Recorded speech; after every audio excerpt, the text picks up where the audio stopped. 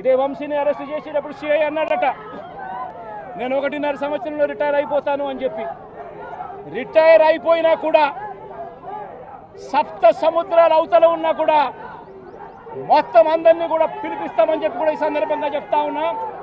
చట్టం ముందు నిలబడేట్టుగా చేస్తాం, బట్టలు ఊడదీస్తాం, న్యాయం జరిగేట్టుగా చేస్తాం అని ప్రతి ఒక్కరికి కూడా తెలియజేస్తా ఉన్నాం.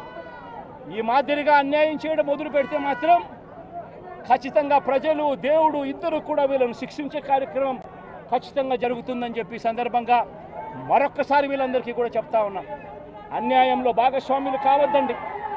మీ టోపీ మీద ఉన్న సింహాలను గౌరవించండి, వాటికి సెల్యూట్ కొట్టండి, మీ వ్యక్తిత్వాన్ని కాపాడుకోండి అని చెప్పి ఈ ప్రతి అధికారికి కూడా ఈ సందర్భంగా తెలియజేస్తా ఉన్నాం.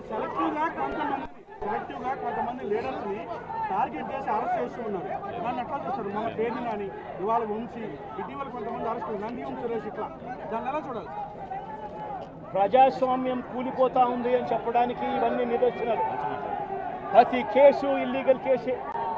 ప్రతి కేసులోనూ కూడా వీళ్ళే బెదిరిస్తూ ఉన్నారు, అవతలోడు బెదిరిస్తూ ఉన్నాడు అని చెప్పి వీళ్ళే కేసులు పెడతా ఉన్నారు. అసలు బెదిరించేది ఎవరిని బెదిరిస్తూ ఉన్నారు? ప్రతి విషయంలోనూ వీళ్ళే. పారిశ్రామికవేత్తలను వదలడం లేదు, రాజకీయ నాయకులను వదిలిపెట్టడం లేదు. ప్రతి ఒక్కరిని కూడా వీళ్ళే బెదిరిస్తూ ఉన్నారు, అవతలోడు బెదిరించినాడు అని చెప్పి మళ్ళీ ఎదురు కేసులు పెడతా ఉన్నారు. ఇవన్నీ ఊరికే పోవు, ఇవన్నీ కూడా మళ్ళీ వీళ్ళకి చుట్టుకుంటాయి. చుట్టుకున్నప్పుడు వీళ్ళ పరిస్థితి అతి దారుణంగా తయారవుతుందని మాత్రం ఖచ్చితంగా చెప్తా ఉన్నాను.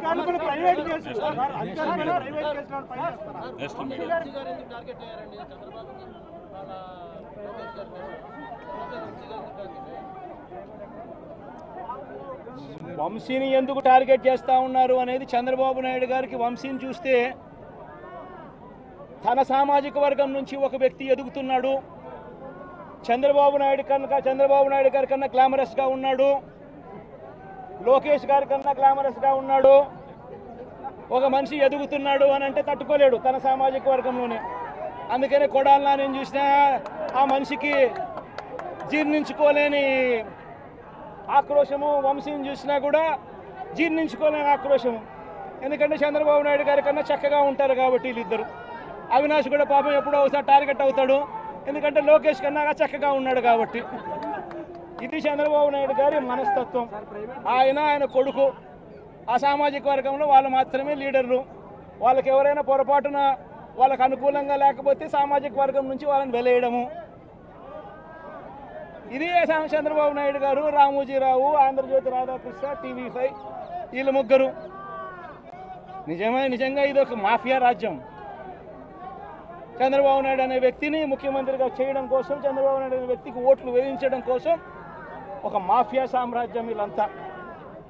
ఆ మాఫియా సామ్రాజ్యంలో ఎవరైనా చంద్రబాబు నాయుడు గారికి వ్యతిరేకంగా వాళ్ళ సామాజిక వర్గంలో ఈ అవినాష్ కానీ, నాని కానీ, వంశీ కానీ ఇలాంటి వాళ్ళు ఎవరైనా నిలబడితే, పాప మా శంకర్రావు కానీ, మా బ్రహ్మనాయుడు కానీ ఇటువంటి వాళ్ళు ఎవరైనా నిలబడితే అంతే, వాళ్ళ సామాజిక వర్గంలో తప్పు పుట్టారు, వాళ్ళ అన్యాయస్తులు అని వాళ్ళ మీద తప్పుడు కేసులు పెట్టడం, వాళ్ళ మీద ఇల్లీగల్ అరెస్ట్ చేయించడం, వాళ్ళ మీద బురద జల్లడం, వాళ్ళని ట్రోల్ చేయించడము,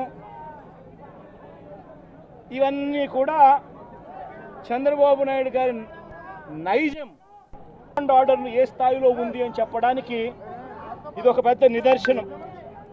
నిజంగా నేను చెప్తా ఉన్నా, ఒక మనిషి ఏదైనా తప్పు చేస్తే, తప్పు చేసిన ఆ వ్యక్తిని శిక్షిస్తే పోలీసులకు ఎవరికైనా గౌరవం ఉంటుంది. కానీ ఇవాళ జరుగుతూ ఉన్నది రాష్ట్రంలో ఏం జరుగుతూ ఉంది? నీకు నచ్చని వాడిని దొంగ సాక్ష్యాలు వీళ్ళే క్రియేట్ చేస్తూ ఉన్నారు, దొంగ కేసులు వీళ్ళే పెడతా ఉన్నారు. దొంగ సాక్ష్యాలు, దొంగ కేసులు పెట్టి ఇల్లీగల్గా మనుషులు తీసుకొని వచ్చి అరెస్ట్ చేస్తూ ఉన్నారు. అరెస్టులు చేసి నెలలు జైళ్ళల్లో పెట్టే కార్యక్రమాలు జరుగుతూ ఉంది. నిజంగా డెమోక్రసీ అన్నది ఏ స్థాయిలోకి దిగజారిపోయిందో చెప్పడానికి అందుకే వంశీ కేసు ఒక ఉదాహరణ అని చెప్తా ఉన్నా. ప్రజాస్వామ్యం నిజంగా ఏ స్థాయికి దిగజారిపోయింది అని అంటే, నిన్న కూడా చూసాం పిడుగురాళ్ళల్లో మున్సిపాలిటీకి సంబంధించి అక్కడ జరిగిన మున్సిపల్ వైస్ చైర్మన్ను ఎన్నుకునే ఎన్నిక పిడుగురాళ్ళల్లో 33 మంది ఉంటే కార్పొరేటర్లు 33 మందికి 33 మంది వైసీపీనే గెలిచింది. మరి తెలుగుదేశం పార్టీ కార్పొరేటర్ కనీసం ఒక్కడు కూడా లేకపోతే తెలుగుదేశం పార్టీ ఏకంగా పిడుగురాళ్ళ వైస్ ప్రెసిడెన్సీ సీటు ఒక్క సభ్యుడు కూడా లేని ఆ సీటును వీళ్ళు సిగ్గు లేకుండా మేమే గెలుచుకున్నాము అని చెప్పుకుంటా ఉన్నారు అని అంటే నిజంగా పోలీసులు అనేవాళ్ళు చంద్రబాబు నాయుడు గారి హయాంలో ఏ స్థాయికి దిగజారిపోయి ప్రజాస్వామ్యాన్ని కూలీ చేస్తూ ఉన్నారని చెప్పడానికి నిదర్శనం. తిరుపతిలో 49 సీట్లకు 48 సీట్లు వైసీపీ గెలిచింది. తెలుగుదేశం పార్టీ గెలిచింది కేవలం ఒకే ఒక్క స్థానం. అటువంటి చోట డిప్యూటీ మేయర్ పోస్టు పోలీసుల ఆధ్వర్యంలో తెలుగుదేశం పార్టీ వాళ్ళు కార్పొరేటర్లను కిడ్నాప్ చేసుకొని బస్సులో నుంచి కిడ్నాప్ చేసుకొని పోయి డిప్యూటీ మేయర్లను మేమే గెలుచుకున్నామని చెప్పి వాళ్ళు ప్రకటించుకుంటా ఉంటే పోలీసులు ఏ స్థాయికి దిగజారిపోయినారు తెలుగుదేశం హయాంలో అని చెప్పడానికి ఇంకో నిదర్శనం. తుని నియోజకవర్గంలో 30 కార్పొరేటర్ల స్థానాలు 30కి 30 వైసీపీ గెలిచింది. తెలుగుదేశం పార్టీకి కనీసం ఒక్కడంటే ఒక్క అభ్యర్థి కూడా లేడు.